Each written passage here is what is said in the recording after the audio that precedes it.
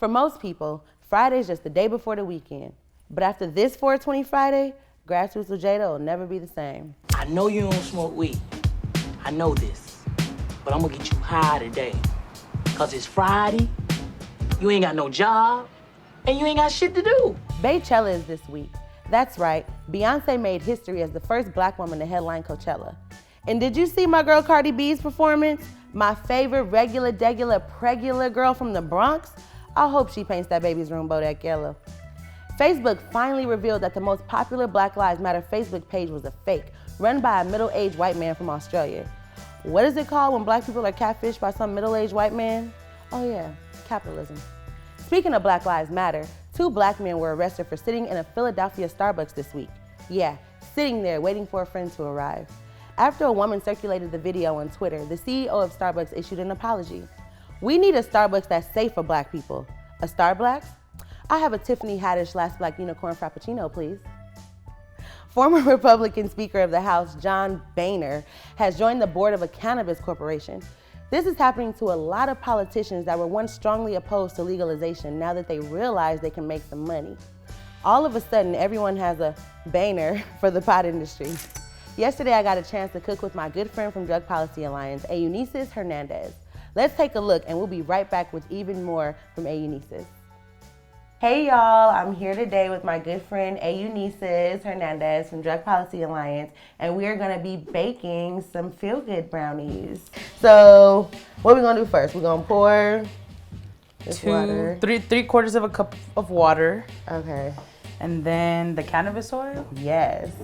So do you want to talk a little bit about this oil right here? Yes, so this oil was made with 3.5 grams of wheat and it was, you know, boiled down and cooked up into this wonderful, beautifully smelling, nice, danky ass oil. Oh my gosh. Okay. After you eat edibles, should you drive? No, because you're intoxicated. You know, it's like drinking a beer, but it's not the same level. But consuming cannabis and driving or consuming weed and driving is illegal because it's dangerous because you're intoxicated. Okay. So if you do that, don't do that. Yeah, just be careful. Okay, so what we've done is we've, Eunisses has oiled the pan with the THC coconut oil. Ooh. So this is about to be fire. And so now we're going to pour that in. I think it's important that we mention, like, especially around edibles, not eating too much. Well, I can tell you a little funny story about myself. Before, you know, I've eaten an edible one time and accidentally ate too much, and you know, I was present, but I wasn't here, if that makes sense. Are we out-of-body experience? Oh, I literally had an out-of-body experience. So please, please, please be safe, be careful, and enjoy. Have fun. Yes. Okay. Let's bake these. Okay, so let's start baking. So we're gonna see what they look like in around 35 minutes. Okay. Yes. Oh shit, it's hot. Yeah, oh, wait. Shit, that was hot. So we bake brownies. Yep. But you can also use the coconut oil to cook other things. You can put it in any dish pretty much that requires some sort of oil base. I've even seen them use grapeseed oil to put it in ice cream to make edible ice cream. I know people who make tinctures out of like the alcohol, and they put the stems inside of the alcohol. Yep. It turns the alcohol green and it's super strong. Yeah. And it helps. The narrative around marijuana and around weed, period, is, you know, it's the gateway drug to other things. Honestly, weed has never made me want to do any other drug. I went to Portugal and a person who uses drugs told me that cannabis is not the gateway in, it's the gateway out. Because cannabis has helped her like get off of heroin. It's helped her like reduce her methadone intake. And so I think that's really important. Like, wow, I never thought of it like that. Yeah, it's really helpful. Yeah, cannabis itself is not a gateway drug. No. But it helps people get off other drugs, which is super interesting. And there's research coming out that's proving that. Let's put this out and you want to check on the brownies real quick? Yep, let's go check on them brownies. All right, let's put this out. Ooh, they look so good. They smell delicious, you guys. Oh, they're so like pretty. Perfect. Ta-da! So perfect. My cutting is not the best, but hey. Cheers. Perfect. I hope this piece isn't too big. We'll find out in an hour or so. Find out in an hour or so. Welcome back, everybody. I am now here about to have a conversation with my good friend, Eunisses Hernandez. Welcome. Thanks for having me. Yes. Mm-hmm. So how you doing? I'm doing great. How you feeling? Very good. Right? Yes, it's been a good couple days so far. I know. Right? Wait, let's talk about those brownies for a little bit. Yes. How did you feel? I was so... I fell asleep. I ordered some Thai food and then I went to sleep. That was the highlight of my evening. Oh my goodness. I went home and I was like out too. I did like some of my drawers, like redid some stuff, folded some clothes, and I was like, you know what? I'm gonna enjoy this and go lay down, watch the Golden Girls and went to sleep. Right? Right. It's like when you think about like the Reefer Madness kind of stuff, like all those movies that came out about people going buck wild. And that's not what happens at all. No. Not at all. Not at all.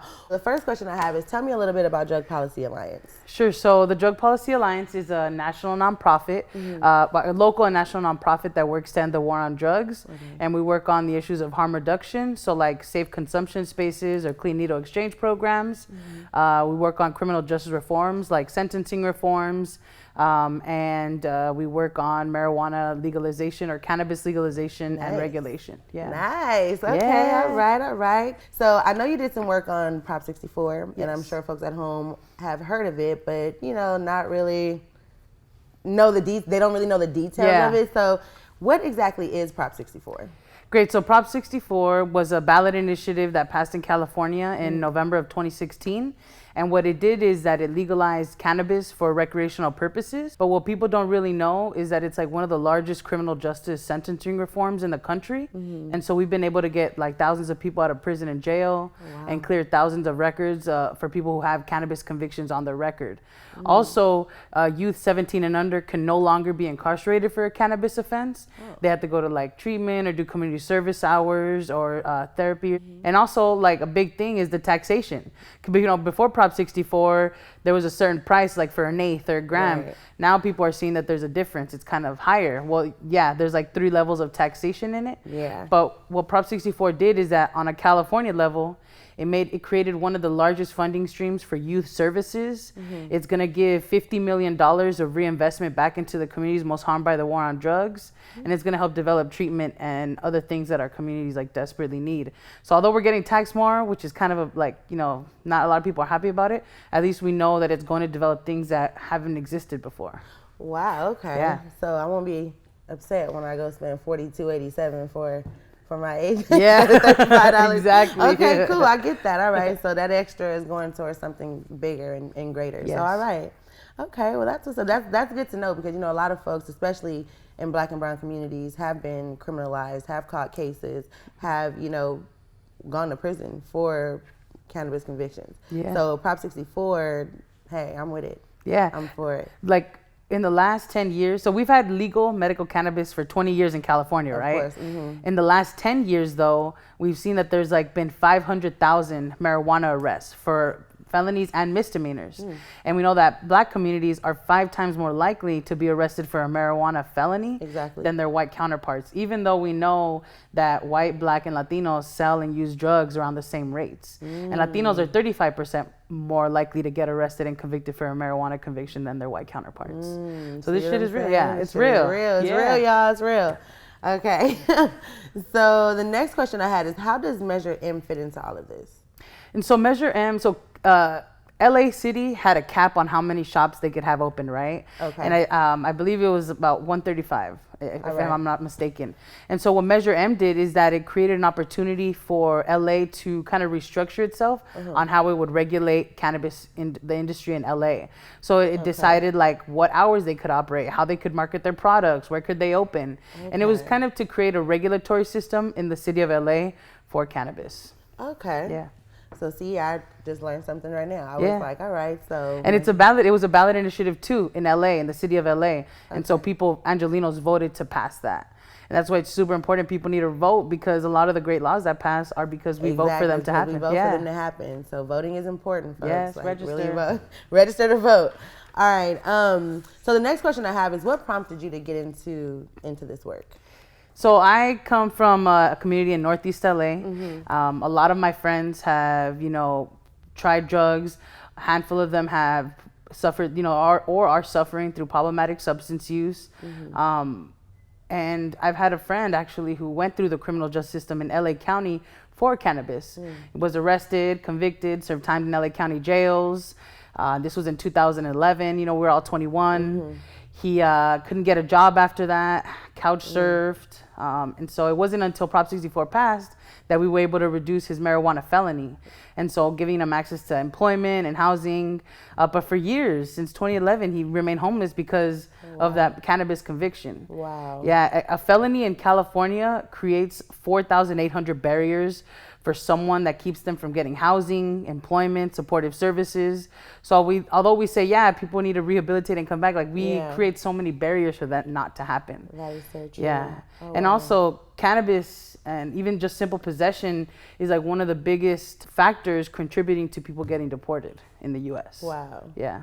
I know where I grew up is, you get caught with weed, you go to jail, you catch a case, or either it's a misdemeanor or a felony, but wow, people are actually being deported for it. Yeah. Even grandmas creating tinctures, at their house, Tinctures? That's enough. Yep. That help people? For your arthritis and stuff like that. Yeah, for pain. Yep, there's stories that have come out around that, grandmas getting deported for that stuff. That's something. That has to change. It does. That's a problem. And it's changing, starting with Prop 64. Exactly. Yeah. The next question I have is, how does legalizing cannabis play into the term super predator?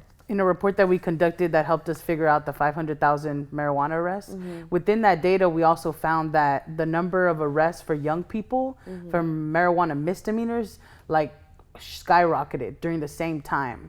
And so we know that cannabis has been used to criminalize young people. It has been one of the biggest contributing factors to getting them into the school to prison pipeline, into juvenile halls. And so now that cannabis is legalized, unlike any other cannabis law that has passed in the United States, whether it was to legalize recreational or medical, none of it decriminalized youth. And so under Prop 64, like I mentioned earlier, you can't, if you're under 17 and under, you cannot be incarcerated. They can't take you to jail, juvenile hall, nothing like that. You can't even get a fined ticket. They just give you pretty much a paper that says, oh, you got to go into treatment or see a therapist or do community service hours. So Prop 64, it's not only about, oh, it's legal to smoke weed outside. Oh, it's legal to do this. Oh, I can have this. It's actually about bringing our people home and decriminalizing marijuana, because like we talked about, yesterday when we were baking, it's not only poor Black and brown folks who smoke weed, right? It's not, you have all these people who smoke weed and they're not criminalized for it. Like you said, you have your white counterparts who are not criminalized for doing the same thing we did. Yeah, no, they're getting rich off of it. Well, they're getting rich off of it. Yeah, they're getting rich right? off of it instead. So I know a lot of folks who, have life sentences around marijuana cases, or doing 20 years, 25 years off, some weed cases. And that shit to me sounds really, really ridiculous. It does, but it's true. There's a gentleman in Contra Costa County. His name is Mr. Horn, and he's in there. His third offense for his third strike was possession of cannabis for sales. And so he's still in there. We're trying to work with the public defenders in that county to get him out. But that's the thing, we're already 16 months into Prop 64. And we see that the institutions that are in charge of helping people to get out are lagging it for whatever reason. And so stories like Mr. Horn's are things that we still have to fight for because he's still in there. And anybody who has a cannabis conviction, regardless of how old it is, they need to apply to get that reduced. It's a free process through the court. They can either get their felony either completely cleared off their record or reduced from a felony down to a misdemeanor, then they can get it expunged. But there's just a lot of opportunities. A lot of it is free, and we hold free post-conviction relief clinics. So we bring attorneys from the LA County Public Defenders, private attorneys to come together and help, clear some of these convictions so that people can get jobs, housing. That's and what's up. Okay. So last question, right? Trump just made a deal with Colorado Senator Cory Gardner to let Colorado make its own legislation decisions, which goes against Jeff Sessions' war on drugs. What can you tell us about state level legalization versus federal? So federal, it's cannabis is a Schedule 1 drug still. And so even though states have legalized, like California and Washington and Colorado, federal law states that cannabis is illegal. And so we haven't seen that there's been a lot of interference from federal law enforcement into like local states. And Trump now kind of is saying, well, look, let's just leave them be. Well, at least for Colorado for now. But what we can see is that his move is not driven by the fact that people are getting criminalized for this.